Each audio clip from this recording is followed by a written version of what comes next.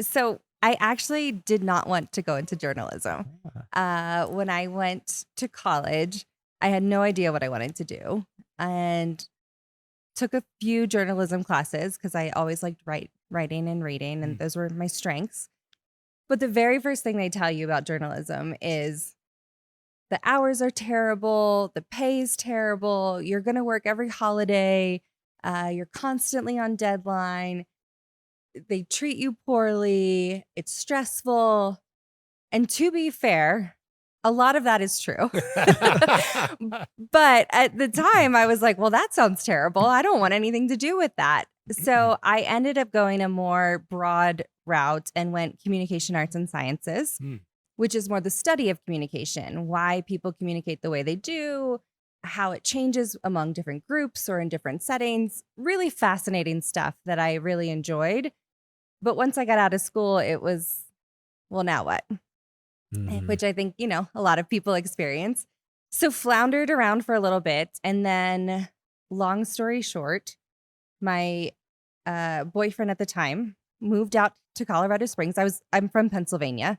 So moved out to Colorado Springs for his job. He was much more organized and had a plan. And it came out here and I had nothing else going on. So I was ready for a change and decided to follow along. Once I got here, still kind of struggled a little bit, didn't know what I wanted to do. Worked some odds and ends job. I worked as a paraprofessional at a local middle school, which was actually a really fun job. That was awesome.